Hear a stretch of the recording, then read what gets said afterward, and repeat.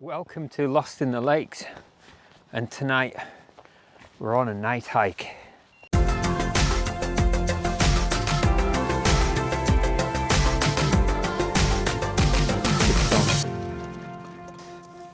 Right, that's me done. We're setting off here. We are at Sail Fell, just set off down there, and on my way up here now. Put this light on full. There we go. Probably see a little bit better now. Not much to see here really. As you can see, the moon, that light just in the middle of the camera there is the so the idea of this camp is to basically make sure I know where I'm going at night time. I want to practice this. So we're doing it on a sort of kind of low-lying fell, Sail Fell, and I can't see much now because the camera's got the light, but yeah, we just want to make sure I can see where I'm going at night time. Got a lovely viewpoint here, which should we see if we can see the view? We can see a bush. Oh, we can see the moon just over there as well. It's looking very red because it's low in the sky. Right, so I've set the satnav. I can't look at the camera really because it's so bright, but I've set the satnav to go up a different way to what I'm used to. Just basically, so I have to use this. I haven't been on this path that I've set for a long time. I am pretty lucky, I've got quite bright lights, so I can actually see where I'm going. But at night everything looks different. The usual way is up that path there, but we're going to go up here now, which will take us to the side of the forest. Okay, there's one thing I've noticed at night. Is you can hear a lot more. All the animals are quiet. So again, the idea of this is to basically, if I ever need to camp in the dark, or if bad weather rolls in, it gives me an idea of well, basic training really.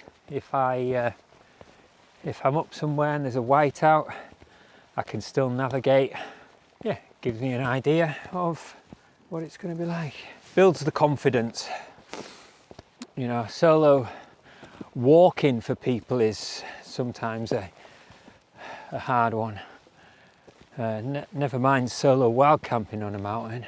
So, as we're walking up here, so I've got one of these reactive head torches, so at the moment when you're looking down at the floor here where you're walking, it keeps it low down, and then when you lift up it gets a lot brighter.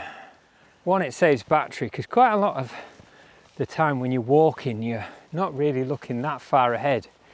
You want to be looking at where you're walking, because normally in the daylight your sort of peripheral vision of where you're walking you can see, but obviously with a head torch it's obviously a lot harder. So even having a low lumen, so everyone goes for the sort of brightest torch, but even the lowest torch can help you off as long as you know where you're going. Obviously navigating with a satnav is quite a good idea, but it's also good just to get the experience. Just thought I'd switch all my lights off and have a look at this. See if we can zoom in a little bit. Just see the reflection off the lake there. That's Bassenthwaite.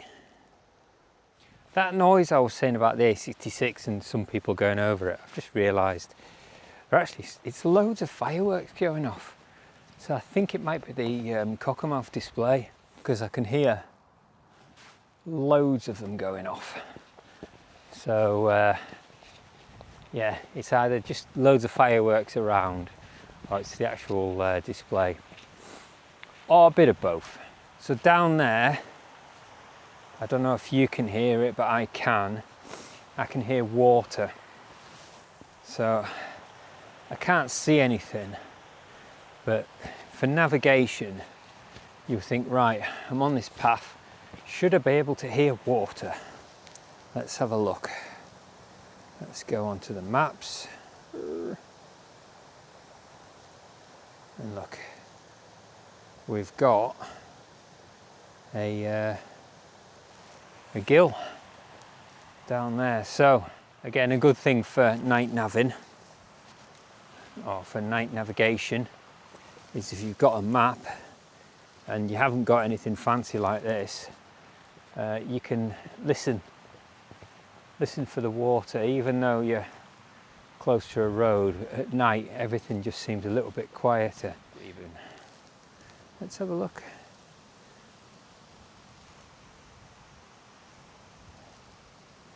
Right, so we can see this path here that takes us into the forest. Let's have a little look down here. Now, looking at this, you would think, as there's a path over there, there's potentially a bridge, or at least a place to walk. Even though this sounds really deep, or, you know, here we go.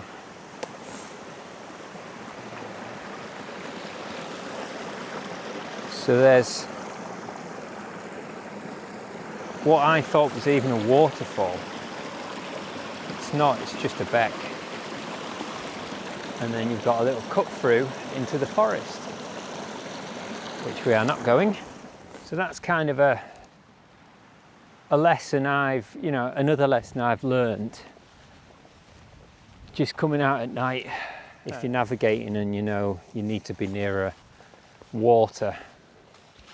Here we go, back on this huge path. Even, yeah, let's go back here. There's actually another path here that takes us across as well. Right, so the satnav is just bleeped footpath 200 feet, which will be about 75 meters. So although we can't see anything at the moment, we should be coming up somewhere. So we should be looking off to the left here, just at this dead bracken, because there's no indication on this map as to how big the footpath is. So it could be just a little tiny sort of sheep track like this one here. Don't know if you can see. Hang on, let me get both my torches going. Right, so there. That one there is just a little sheep track, but it's not ours. It is actually marked on here, but it looks like that goes back and around. So we want to be going up here and then off to the right. So like before, when I missed that turning, we want to be looking at different sizes of footpaths. Obviously this is a good size footpath. What this map doesn't show you is the different sizes of footpaths. We're coming up to a gate here, so maybe if we zoom in here, and then we've got this wall that goes through here. So obviously we've still got that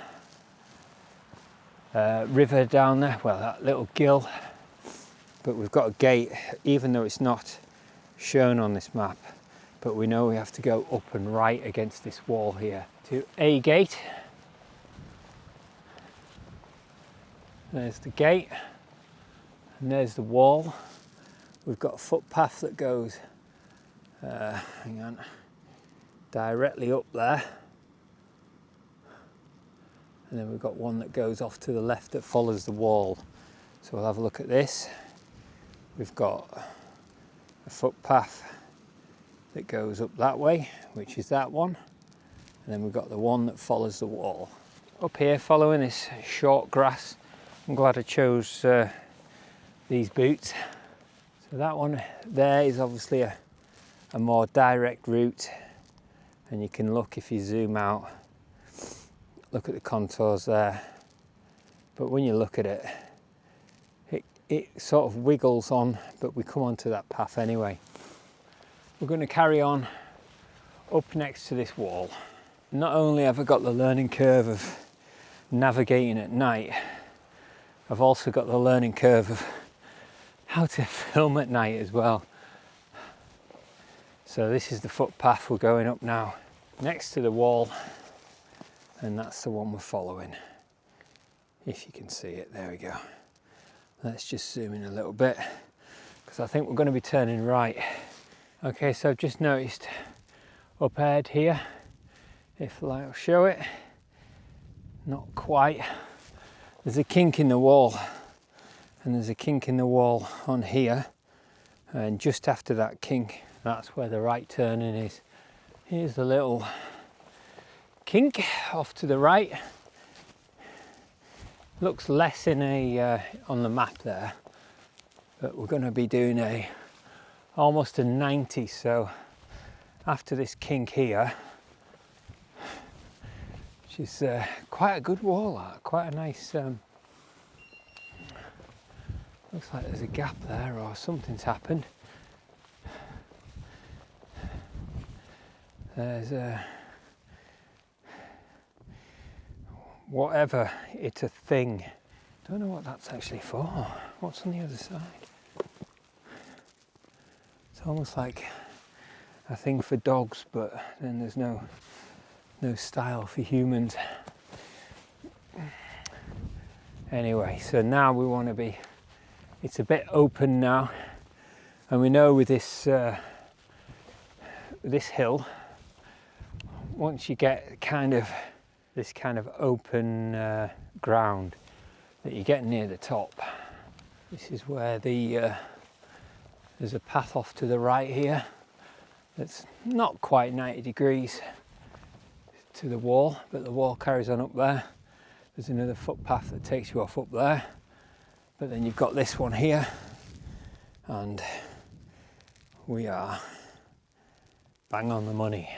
Okay, so I've just noticed this little path here, which kind of goes down, and that's more of a sheep track, that. And these paths during the day, I mean, it'll look huge, but it's hard to find because it's wide and grassy. You're not getting that same sort of thing. But whether this is a path to this path here, I mean, it does look, if you're looking at the contours, if you went down, you would actually hit that path. But we want to be going straight up here. Now, in a real situation, obviously this is all planned. I'd have a route planned out on my satnav, and the idea of following this one that the satnav's taken me is to do the pre-planned route. Reason why is because you want to stick with the route. You know, you see paths going off to other places, and especially in the dark, you don't know where they lead. You know, some paths could be just viewpoints. There's quite a lot of, you know, not every path just takes you to the top of the hill and back down. You know, there's places where, you know, people see in the daytime and go, oh, that's a nice place, and it's a cliff, it's a viewpoint, which is something that you need to look out for. So the idea of this is follow the route, plan your route, and stick to it. Don't think, oh well, there's a bigger path going off that way, but there could be a reason for that. Especially these days, there's a lot of paths that go off to the infinity pools and things like that. So if you're stuck at night, it's sometimes better to just stay with the route. Sometimes better. It's always better to stay with the route planned, and it'll take you there eventually. You've just got to stick to it. You probably can't see it, but we're actually at the top. Followed the route up, and this looking a little bit frosty as well. Very glistening, very light. But this is the top of Sail Fell at night. You still see the moon there. This is it. Right, so now I need to look for a camping place. I know there's a good one over that way. Okay, so we're going back up the sort of west side of Sail. So another good tip is to know which way your door is on your tent, which way you can actually pitch it in the wind. And you know, if you get it wrong, sometimes it can be fatal. Not fatal, but it can be quite bad. Right, I think because we've got this little gully here, we've got the wind coming around, so it's kind of pushed the wind round a bit more, so we might be able to. Right, so even though I know this fell, it still took a good half hour to actually find somewhere. Obviously, if you're just looking for a pitch, somewhere nice to camp, you're not looking at what I'm going to see in the morning, what views am I going to get. You just want it out of the wind. So where I'm at the moment, completely out of the wind, you just really want a level pitch. Right, it's quite hard to get some sort of lighting rig going. We're off on an angle as well.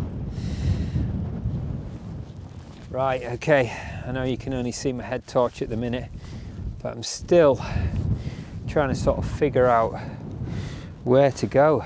The good thing about the Enan, what people don't talk about with freestanding tents, is freestanding tents, if you've got uneven ground, you get, it's harder to pitch. Whereas if you've got a tent that can sort of flex a bit, is that right? Is that the right word? You can actually see Keswick from here, or the lights of Keswick anyway. Again, like I say, the beauty of the Hilleberg Enan, not many pegs, so it can go quite, it can go on quite an uneven pitch. Right, we're pitching on some sheep shit, but we've got a ground sheet, so we've got a footprint. The wind has changed already, look at that. I don't know if you can see it, but we need to be off on an angle a bit more. Right, I'm not sure how much you can see of this, but I'm hoping that this, you know, I'm not an expert in pitching tents. I never would actually say I was. Most of the time it's like learning on the hoof. Right, it's probably a decent pitch actually. Like I say, the wind's not too bad at the moment. And it looks bad, but it's because there's quite a few people like YouTubers that take pictures of, look at a tent, you know, but it's, I mean, the wind's probably 10 or 15 miles. No, I'm not, probably not even that, to be honest. Feels like I shouldn't be pitched already, but I'm used to the Hilleberg, the Solo. This thing is so much quicker. Right, let's get all this stuff in the tent. Just blowing up the mat. Yeah, I think we're a bit spoiled with the Solo. Right, just gonna get this bag blown up. I think we're gonna have to do this off camera. Can't get the lighting right and do all this in the dark. Look what I've got. So, because I've gone for this sort of wide winter mat, I've had to get a new seat, and I've gone for the Trekker chair again. I did a little bit of research, and basically I didn't want to stress this Nemo Tenza too much, so I haven't folded it back on itself. If it had been the Thermarest, there's a kind of guarantee that it works, but because I've got this Nemo, so even though it's a 25, it does fit, but the bars, the rods are wider, so it's more like a hammock. But to be honest, it's actually comfier. It's starting to get a little bit cold now, so I'm going to put this jacket on in a minute. And I think I'm going to have a little venture back up to the top. We're at 8 o'clock now. I've heard a few fireworks going off. I think I've probably missed most of the displays, but I'm going to go up because obviously you can't hear everything, but you can actually see a lot more. So I think I'm going to stick this warm jacket on and venture up to the top there and have a little look around and see if I can actually see any fireworks. Let me just check the battery life on my head torch. Right, I'm still on 4 bars with this one. That's the one I've been using to see. This is the one I've been using here as for the camera, so I've had this on full whack. That's on this has 5 bars actually, so that's 4 out of 5, so we've still got a fair bit of light. So I'm going to take both of these with me, and yeah, we'll venture up to the top and we'll have a little look to see if we can see any fireworks. Now, I have been up mountains before. Many moons ago I went to the top of Skidder thinking I could, for New Year's Eve, thinking I could see, I'll be able to see a lot of fireworks, forgetting that I was 3,000 feet up, and quite a lot of fireworks don't go 3,000 feet or you wouldn't see them. You forget how high it actually is, but we are quite low on this fell. I think we're less than 1,000 foot, possibly. Where are we at? There's the satnav. So where are we at? We are 1,145 feet. When we go to the top, we'll be at 1,178 feet. So we haven't got much to climb to get up there, but it means we'll have more of a view on the coast there, so we should be able to see. If you can see that blue line there, that's where I've walked around to try and find this pitch. So I've walked quite a distance down that way, and obviously going back often to check over here. So we're not far off the path that we came up as well. We are close to a path, but we're not on a path. But yeah, I just took the opportunity to come here because it's out of the wind a bit more that way. I can see the moon and I can see a flashing light, so I can see a what can I see? I can see a plane. I thought it was a shooting star there, but no, it's a plane. Oh, and I'm getting tired. It's only 8 o'clock. Right, I'm going to get my jacket on. I'm going to go up and see if we can see any fireworks. Right, so we're leaving the tent. I've marked a point where it's at on the satnav. I've also left my light on, so hopefully when we get back, even if this light goes out, which I have, obviously there is a backup light on here, I can still see my tent. But we're just going to go up to the top there. Where are we at? We're just going to go up to the top. But we need to remember where we're at. And look, if we follow the moon, we should get to the tent. Don't know if you can see that on the camera. But normally I'd be panicking about seeing flashing lights like that. But there's obviously something quite close that's lighting up the whole sky. Right, it's time for tea, and got something here tonight. So we've got the MSR reactor. It's supposed to be a bit of a beast for boiling water. It's got a lip over here, which yeah, when it sits on, although it doesn't lock in or anything, but it is quite a good fit.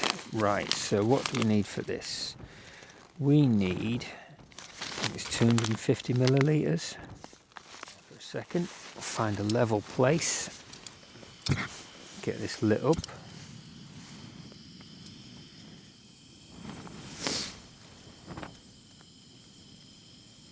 Bit of a burning smell on this. I think it's probably because it's brand new. You can see it glowing on the inside. It's really quiet as well. Yeah, so that's it on full whack. Compared to the stash and the others, it is really quiet. Here's something that people don't show you. Right, let me just put this down here out of the way.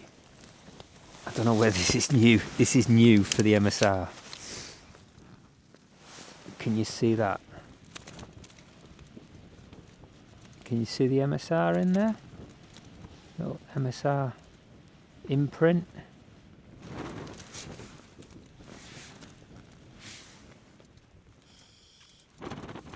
Right, that's me done. Right, I'm sinking into this jacket. Yeah, so that's the tea finished. 1,000 calories. It's quite stodgy actually. Yeah, when you're really hungry, it's good, but I had some food before I set off, so took a bit to actually eat it. But now I think it's like 9:30 now, so I think I'm gonna go to bed and sit and chill, and yeah, have some sleep. So we'll catch you in the morning. Good night.